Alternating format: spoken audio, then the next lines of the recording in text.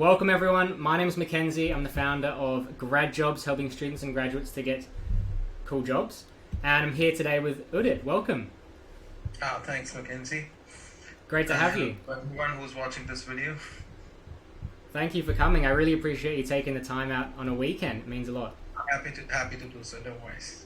Fantastic. So, could you just tell everyone a little bit about what you're doing at the moment? What's your job and... Okay, so I have started working as a network analytics engineer, which is, to put it into common terms, is a data analyst kind of a role. I'm working for a utilities company here in Melbourne, and I have started working from them for like 3 weeks now. And the part of my job is to analyze their data sets, which they are coming like a lot of live streaming data. Because it's basically an electricity based company, so we deal with a lot of live streaming data. I am working on tools talking about like Python, R, SQL, Tableau for sure. I might also get chance to work with their data engineering or data science based team. The company right now is really looking to move to cloud. So I'll be getting into the footworks of setting up that as well. So I'm like pretty much excited about the role. That sounds like a lot of work. Yeah, but it is interesting now, isn't it? It's awesome. It's awesome. Is it what you thought you'd be doing?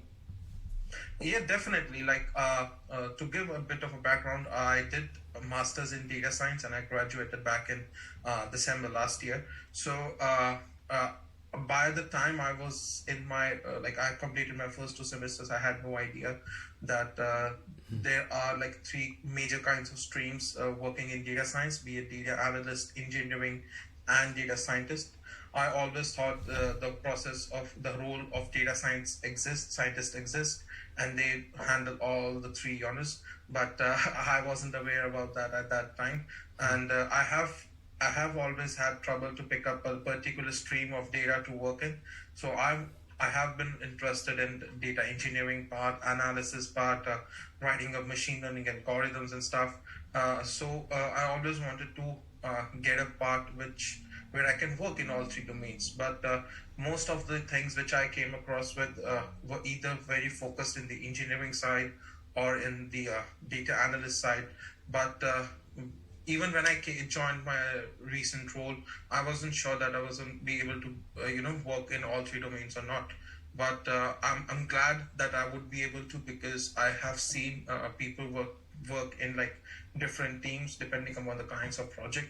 So it's a big plus point for me. So I'm happy with the role. Yeah.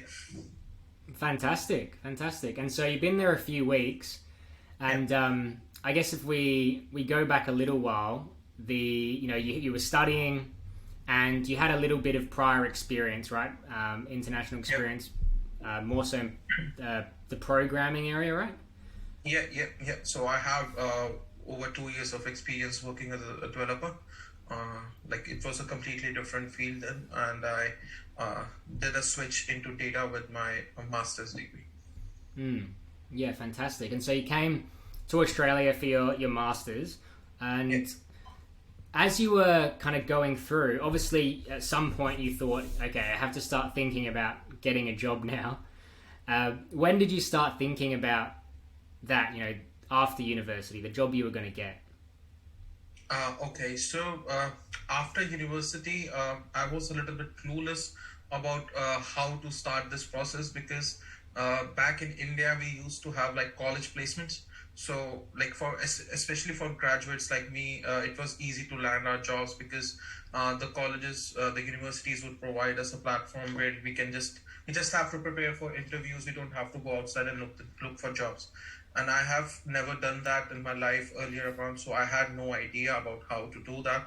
So I did what everybody else does, started looking up online, going through LinkedIn, Seek, preparing a resume, applying endlessly for jobs.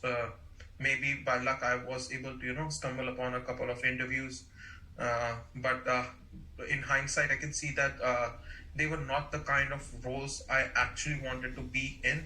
So I'm kind of grateful that I didn't went in there, because I would not have been able to do justice to the role. They were not a good fit for me as well. So yeah, so when I started my job search process, this was in December, right after I graduated, a couple of weeks after I graduated, I started looking for jobs. Uh, no luck was there until I found you, to be honest. So yeah, it was kind of a dim few months in the start. Yeah, Okay, got it. So you focused primarily on studies up until you graduated. Then you thought, okay, I'm done. Let's look for work. yeah, Looking online, doing the classic, looking at Seek, LinkedIn, etc., yeah, yeah. applying for jobs. And at what point did you kind of feel like this isn't working too well? How long did it take? When did that click? Uh, okay, I'll tell you the first interview I did. Okay, so the first interview I did was for a security company, not cyber security, the physical security agencies, like they are. They were looking for a graduate person to join their team to set up like a data kind of a role, set up everything from scratch, standalone role, to be honest. But they were looking for somebody who was a graduate. Okay, so I did a couple of interviews. Interviews went really well. But I got the kind of a feeling like because they were, for every job you apply to, you can see there are like hundreds of applications, right? So that was the kind of role I could see. A person who has the most experience in the field will get the job. It was straightforward as that. So I was not, keeping my hopes up high, because I know if somebody has even like 6 months more experience than me, or 1 year more experience than me, or is a little bit of a better candidate, he will get the job. And that's what happened with it. So after that, I kept on applying for a lot of roles, especially for like big four companies like Deloitte, KPMG, PwC. I used to apply a lot for their uh, like graduate programs, their online applications. Like after first few initial like robotic assessments, like shortlisting of resume and giving a few assessments, I never heard back. Even today, if I log into those portals, my applications say under review. So I didn't know what was going on there, because either you accept me or reject me, but what the hell was going on? Then I stumbled upon a LinkedIn post of my friend, a university friend. I won't name him here. And I learned that he landed a role in PwC. And I was like, okay, that's weird. because I haven't heard back for such roles, and he was able to learn. I was like, okay, he must be doing something different. And then I came to know that he was actually associated with you.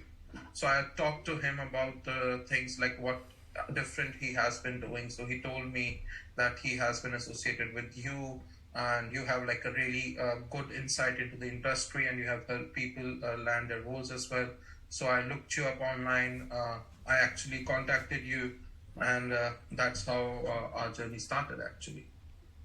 Awesome. So you kind of were having a little bit, like a couple of interviews, but it felt kind of a bit hopeless because you're kind of sending your resume in, and it felt like all these people had more experience, and some companies were kind of almost ghosting your application.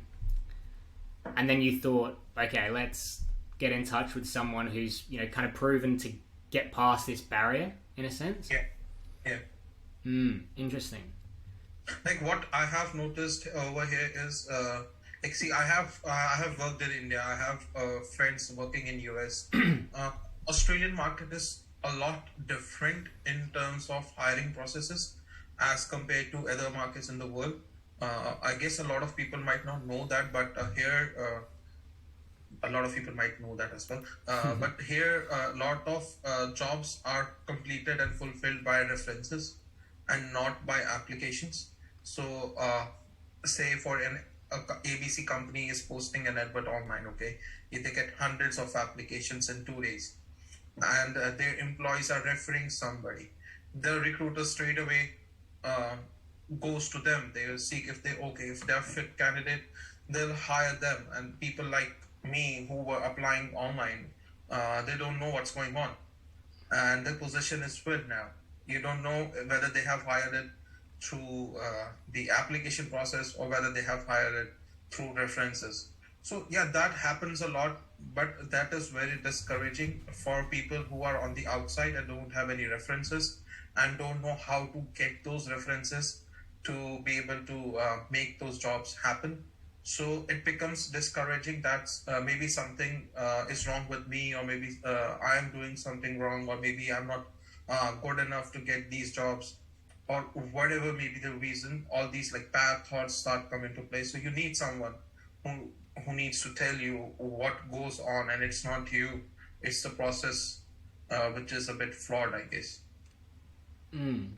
Yeah, definitely. I think you're right. It's like a system that maybe in the past was kind of how it was working, but now it's kind of a bit disjointed. Yeah. It's Yeah. yeah, heavily based on relationships, isn't it? Heavily. Yeah, exactly. No, it's a good thing to build relationships, but to only consider them and not evaluating everyone fairly is a bit odd, and it's not right, right? Mm. Yeah, it's interesting. And another thing is that a lot of people, or a lot of jobs, this will never be advertised anyway, right? Yeah, So yeah. it's like Like if you said, yeah. that there are a lot of hidden jobs there, and it's true. It's true. So a lot of people, even if they were able to apply, they couldn't because they could have never possibly known about this job because it's Yeah, yeah. completely based on relationships. You know, managers saying, you know, we need to hire an extra person. Do you know anyone? And And boom, there goes the job. that's exactly right. Interesting. And so for you, what would you say? So obviously, one of the big problems you face was just kind of using the classic system of applying online, not getting like kind of getting minimal results through those online ads. Were there any other key kind of problems you faced that were related to that or related to the job search in general? Yeah, I won't say like the whole job search process is flawed. Like I was also making a few mistakes myself. Like I was like unless and until you told me to do so, I was using one resume only to apply for every kind of like maybe I have like had like two different versions. But like yeah, I was pretty much using the same resume to apply for jobs, which I think was one of the other reasons which might not have worked, because now I realize that I need to tailor a resume for every job I apply for. After the point I started doing that, the things did took a lot of turn. Things changed for good, uh, and even the kind of roles I was applying for, like I was majorly applying for roles which were full-time roles, permanent opportunities inside the companies, because I never knew what kind of things goes into applying for contract roles. But I think contract roles is one of the good things, especially international students can apply for, because most of them are not strictly based upon your residential status, unless and until you have your visa for the next year or for the next 6 months or how much long they require. You're good to go.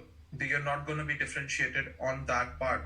But for me, for many companies, for many big names out there, I have been rejected only because of my visa status, which I thought was unfair. But okay, it's their company policy. We can't do anything about it. But yeah, you need to gain experience. You need to get in the game. So don't I would say don't restrict yourself to finding a permanent role.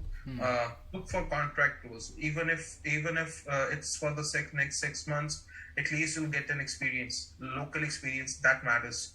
You will build relationships with recruiters. They'll find you your next role. Even the company will like you. They will get you on board for a full-time role, or they will extend the contract. Anything can happen, because trust me, in a contract role, if you perform good, no company would like to go off a good asset, right? Nobody's want to let go of a good hire, so they don't want to go out and put advertisements again, because I know now that posting up advertisements and re-going through hiring process is a big pain, and I don't think anybody wants to go through that again and again. So widen your perspective and look for contract roles as well apart from full-time roles. I think this. I think that's a good point. And also one thing that I've noticed a lot is with getting when people get internships, it's the same kind of thing. A lot of the offers, well, not a huge percentage, but a decent chunk of the offers that at least kind of grad jobs people are getting in the grad jobs community come from internships. You do a really good job in an internship, perform well, and they go, well, I can't let this person go, and I'll make them a full-time offer. Yeah. So just my laptop's battery is running low. All good. Quickly put it on charge. No worries. All right. So, do you have any other key tips that you'd give? Now that you've gone from that journey, studying, multiple offers. Yeah. What would you say? Do you have any more big tips for people? Things that would help them just not make as many mistakes, speed things up, get better results. The one thing that's actually a bit annoying, but you have to do it, is following up from recruiters, because the role that I am in right now, the difference between my last interview and the day I got the offer was over a month. And I had to call the recruiter every few days, and they didn't have any update for me. Like, it feels like you are like embarrassing yourself, but you gotta do it because you need to keep pushing them, because you are desperate, right? Because you don't have anything else going on, and if the interview really went well, because in my case, actually, after a long time, like the interview I told you about, the security one, this was my second only interview, like in my whole job process, the actual technical interviews and everything, and that I did, and those went so well that I was confident enough after the interview that I'll get it. Okay, but the wait period was killing me, because because generally people, they know I have worked before, and I know if they want to hire somebody, they know 10 seconds after the interview whether I am going to hire this person or not. Then why does this process take so long for things to happen? So that's a bit annoying and actually demoralizing, but you can't give up. You can't, even after a good interview, don't sit and think that you will get it. Keep chasing them, keep hustling on to the next one, because even after this happened, like we talked about multiple interviews, multiple offers, I actually was able to land another offer. The day I got this offer, next day I got another one, or it was the same day, I don't remember, but yeah, it was very close because I had two offers in hand, and I was in a pickle at that state. Earlier, my biggest tension was that I'm not getting any jobs, and one day things flipped so well that I had two offers, and I was in a pickle, like what offer should I pick? So I had my personal reasons to go for one offer or the other, because I'm keeping my career goals in mind, because the other offer was from a big company, and I could have gone with them, but because this one relates to my goals and my dreams of doing something, so that's why I chose this. Like, moving past that, talking about tips, I would say, yeah, chase the recruiters, because, and don't lose hopes on the jobs you have applied for a month back, because you never know, they might come around. Because I am getting calls right now from the jobs that I applied in May, in June starting. Maybe like it's been over like 2.5 months, and people are calling up, oh, you have applied for this role with us, would you like to move forward? And they will assume that I'm free up till now and I want to move forward. But that's not how things work, right? You will move on, but don't ruin your relationship with them. Tell them you can't. If you can, go ahead, but you can refer people to them. If you know somebody who is looking for a job as well, you can refer them to that, because I got approached by a recruiter for a very good opportunity, but by the time I had already signed the contract, they wanted, that was a senior role in a very good company, but I wasn't able to do it. But I referred a friend of mine, and he got the job. But in that way, I was able to build a good relationship with the recruiter because I am the one who referred it to him. So, relationship building with recruiters is very important because, as I said earlier, a lot of jobs they go through relationships, and now this is your time to build those. So, build relationship with them, keep their numbers saved, get connected on LinkedIn, because whenever you are in search of your next role, be it in 1 year, 2 years, 3 years, you have a set of people from behind that you know they hire in the same group, and they might be hiring at the time you're looking for your next role. So keep those things ready whenever you need them is like my second advice. The other one, I guess, which Mackenzie tells through his course as well, is to not apply for volumes of jobs. Instead, set very select a few jobs which match closely to your profile. Take your time building the application because it does matter a lot. Tailoring your resume to a specific kind of a role is very important. No matter you apply for permanent or contract jobs, explain your experiences really well because one of the biggest differences that I have seen in the interviews here and in India is in India a lot of the interview are technical questions based like an exam, but here they want to listen about your experiences, which is kind of a good thing, but they will also want to know about your technical expertise, so they will throw in a few technical questions as well. I'm talking for people who are in IT background, of course, because I can't say for anybody else. So yeah, so the thing is, practice your questions. This is just a tip for cracking the interviews. Like whenever you are interviewing for a company and you read a tech stack, they have like 5-10 technologies. Even if you don't know that, try to learn about it. Try to relate it somewhat with your experience and try to come up with an answer which shows that you have worked in that technology or similar that technology so that you can show that's a transferable knowledge and that's a transferable skill. So that helps a lot because the more you will be able to relate things to your experience, the more confident they will be in you that, okay, he knows or she knows that what he's talking about, because they have worked in it. So try to form your answers that way. Maybe use the STAR technique as Mackenzie also emphasizes upon. Like you have told me, like to use the STAR technique, but like yeah, not every time that works. But the key thing is to relate things to your experience and put your points very clearly. That's it. Awesome. So many tips. So just to clarify here, so I guess there's two kind of main problems in the job search, right? One is getting interviews. Yeah.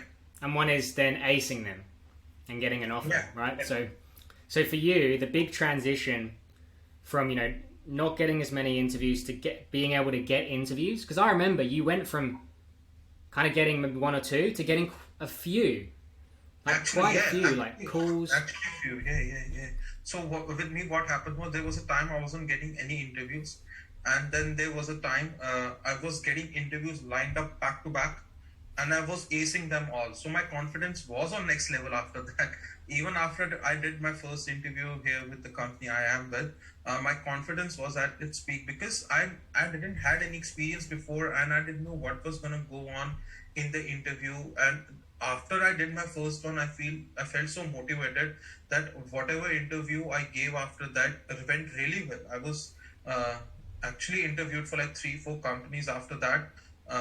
And I was approached by 2 of them for the further rounds. The only company which didn't went through with me because that they were based in Sydney and they got somebody who was more local and they didn't wanted me to fly over there because the other person had good experience and they wanted to move forward with them. So yeah, that happens as well. You might not get a job because it's not just because you're not good. Maybe somehow somebody somewhere out there, the competition that you are with might be better. It doesn't mean that you are not worth it, because you should remember that, like, people applying for 2 or 3 year jobs might have 5 years of experience. People do that. They apply for jobs which are beneath them. It happens. People with 5 years of experience this might be applying for 2 years of experience of job, because they might be switching fields. They might have the domain knowledge but less technical knowledge. You might have a lot of technical knowledge but not domain knowledge. Things can go at any way, so that's not a big deal. Okay, it happens, but the thing is, you should know what you did good in the interview, what you didn't, so that you can move on and do better in the next one. That's it. Awesome, love it. And so you and I remember this as well. It was so funny when you were like, I'm not getting many interviews or calls, and you were then you called me. I think it was maybe we had a call, maybe I don't know 3-4 months ago, and you were like, I'm getting all these interviews and chats and phone calls, but I'm not like kind of progressing to that next stage. Yeah. That was a little while. So I just want to quickly dig into that. Pardon me. That was my state. Yeah. So just to clarify here, what you would say is your tips to go from not getting interviews to getting calls, getting some interviews, was niching down, focusing on the places or the jobs that you really wanted, that were a good fit, etc. Tailoring your application, spending a bit more time, so quality over quantity. Yeah. And following up recruiters and people who are involved in the recruitment, and maintaining those relationships with them. And they were kind of your main little, secrets to getting lots of interviews. Anything else to add? No, actually, every time that you're talking about and not getting any interviews, I am getting calls for those applications now, like follow up from those recruiters now. Because at that time, I don't know, maybe it was the flu or people were getting lazy. They were putting out applications and they were like ghosting them. Maybe it was the financial year end or whatever, I don't know. But they put out the ad and they didn't just say pause on that hiring process. But now a lot of recruiters are reaching out for those applications. But I don't know, I don't even remember applying for some jobs now, because it's been so long, such a long time.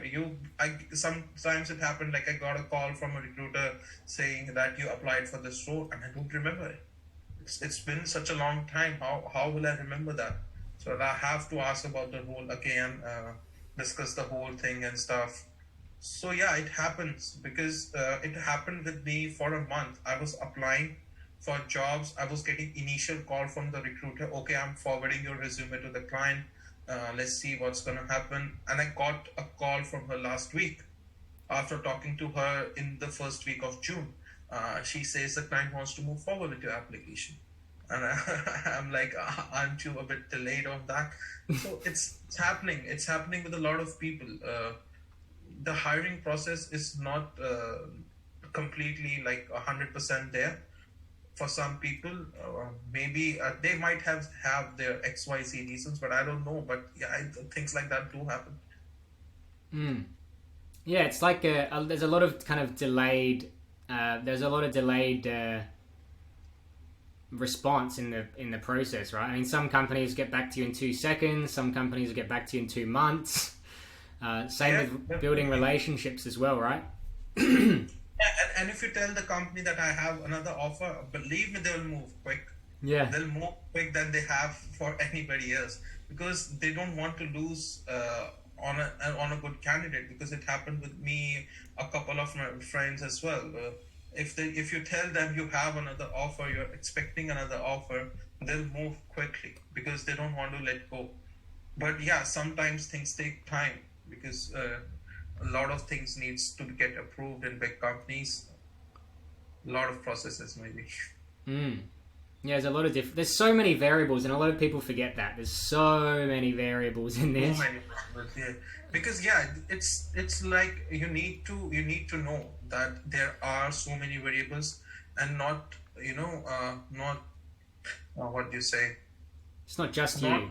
not lose trust in yourself. Yeah, not lose trust in yourself, because all these negative and bad thoughts, they start coming up after the things are not happening.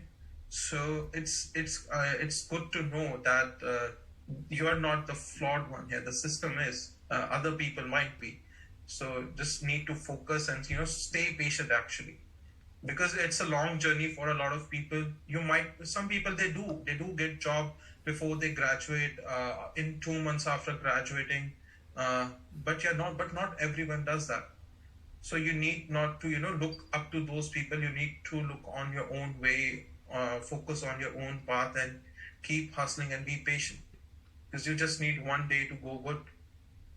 Mm. And I think that's definitely a good mentality. I feel like it's also important to, in my opinion, understand when things are definitely broken as well. Like you're not getting any interviews. Okay, for a long time, there's probably something not going right. And if you've had like tons of interviews and they're not progressing to the next stage, something's probably wrong. But you're right. It is a lot of, like, there's a lot of delayed gratification, isn't there? Sometimes it can be bang. Sometimes it's a couple months.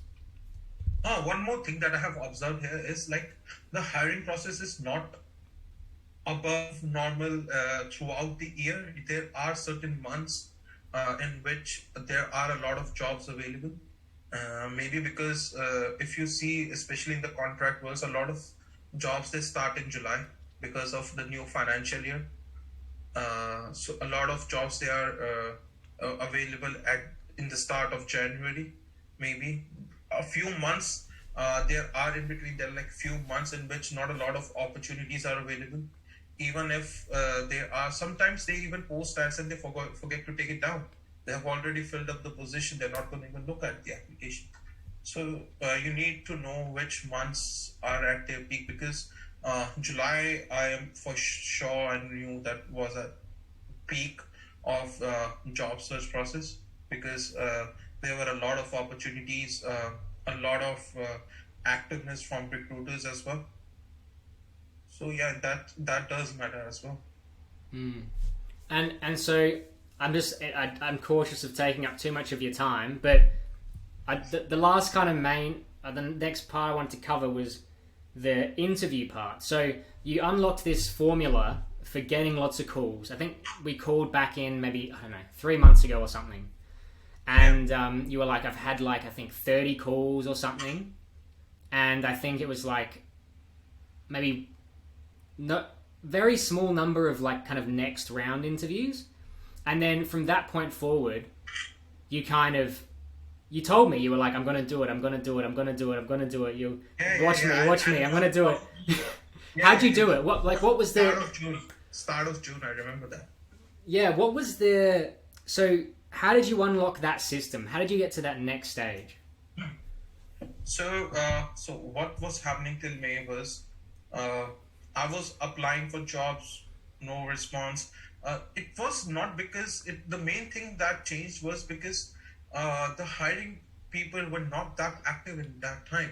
A lot of people were down with COVID. Flu was at its peak. Not a lot of people were like active in the recruiters process, because majority of the recruiters that I was talking to, they said they haven't heard back from the company yet, because a lot of people, there were a lot of disruptions in the companies. I don't know exactly what was the reason, but that picked up after that. So yeah, that was a bit depressing time, that I'm putting out so many applications. Recruiters are shortlisting me. They are putting forward my applications. I'm having like 30-40 minutes call with multiple recruiters a day. You start feeling positive that things will turn up soon, and they don't. But you don't know the reason behind that. So those were the applications. Those were the only applications through which I was able to, move forward at a later stage. So that in between period, that small period, is a bit depressing. That what am I doing wrong? You might not be doing anything wrong, but every factor, like you said, there are a lot of variables. So you need to remember that. Okay, there might be some other reason. Uh, all you can do is keep moving forward. Keep keep improving yourself, improving your like skills, improving your search process, because you're not going to be perfect, but you can improve yourself for sure. And what about the interview? So did you find that we talked a little bit before about how kind of you as you were getting more interviews, you got more confident. Uh-huh. Do you think the confidence was one of the main factors you were able to kind of improve and get more offers? Or did you Yeah. also focus on the... I mean, what I'm trying to get at is, what do you think it was more kind of practicing and getting your interviews right? Or was it more, you feel, the confidence that you accumulated after just getting lots of calls, getting interviews? So it was actually a bit of both. After doing a couple of interviews, you start to get a hang of it, like how are interviews like. You are not gonna get it unless you are in one, right? You should not expect your first or second interview to go well. You should not expect that to get a job. You might, but you should keep them in your mind as learning processes. You should keep them in your mind. Okay, this is my first one. I'm going to see how it goes. You give your best. You take back your learnings from those. You work upon them, whatever the weak spots you can find. Refine your answers, retune your answers. uh, like, see, I did a couple of mock interviews with you before my first one, right? So that did really help me to create my answers, to create a mindset inside in the interviews, because I don't know what they're going to ask me. I can't be 100% prepared, but my mindset can be. So I created that mindset. I worked upon my answers. I worked on the feedback that I got from you. So that really helped. So it's a continuous process. You need to keep moving forward, keep doing better than your previous one. Keep, like, maybe if it's okay, keep a recording with you of the interview. You might be, go through it again, record it through your phone or whatever. uh, just keep it to yourself, record it, learn from it, notice what you did wrong there. Don't do it next time. Move forward. That's it. All you can do is that. You can't do anything else, right? If you don't know about certain things, you don't know about certain technologies, learn a bit about them. Why not? So yeah, that's a bit of both of things, like mock interviews and the confidence you will get after doing interviews. Okay, your first one might not go well, second one might not go well, but there will be an interview which will go well. So that will motivate you. And trust me, when my interview did went well, it gave me a lot of confidence. Okay, I know I can crack the interview. All I have to do is get there. If I get the interview, I was so sure that if I get the interview, I'm gonna get the job, and that did happen. So the major difficulty for me there was to get those interviews. But once that started happening, all the things started to fall into their right places. So yeah, so you need to have that balance. Awesome. Any final tips? Final things you want to say to people? Uh, I just want to say that be patient. Don't lose hope. Keep believing in yourself. It's a long process. Trust me. It takes time. I have seen other people go through it. You're not alone. Others might be getting jobs sooner than you, but it's okay. You just need to keep hustling, and you will be there one day. So don't worry about that much. Fantastic. Thank you. And the last question, I know we've gone a little bit over, but the last question, and this is more for my benefit, but what Yeah. do you think was the most useful thing about grad jobs for you? What was like the number one thing that you thought that was the value from that? Well, I can't say only one thing, because I found a lot of things actually helped me from this program. Number one was the insights that I got about the industry through the program. Uh, the key, the key benefits of building relationships using LinkedIn, the way you talk to recruiters, relationship building, the way you motivate people, like the whole community is really good. And like obviously you have down times, everybody goes through that, right? So you need somebody to motivate you, so you did that for me, so I'm very grateful for that. Apart from that, your whole course online, I have gone through, like I haven't gone through it sequentially, but I have gone through it uh, parts by parts. It's really good and it's really informative. So all these things, all of the course is like a key point itself, I would say. So yeah, everything benefited me somewhere or the other. Yeah. Awesome, thank you. That's really useful. It's helpful to know what, because obviously, like, I have a different perspective, and it's nice to hear from you what you thought was valuable, so I can focus on doing more of the valuable things. Fantastic, cool. Well, I think that's it then. Thank you very much for your time, Udit. That was awesome. I think there's probably like maybe at least 10 actionable pieces of advice and tips there from someone who's gone from, master's degree at the beginning, not quite getting the results, to getting lots of interviews and phone calls, like back to back, and then getting multiple offers, having to turn down offers, and then also getting in his job, continuing to get offers. I mean, it's great to get some tips from you, and I'm hoping people found that valuable so they can start putting those into their job search process. So thank you very much. And thank you for the help that you gave me throughout this process as well. Really grateful for that. Absolutely, glad I could be part of it. And as always, keep in touch. And definitely. If anyone else has any questions for me, feel free to reach out and flick me a message, and yeah, we can finish it up. Yeah. All right. See you, everyone. Bye. Bye-bye.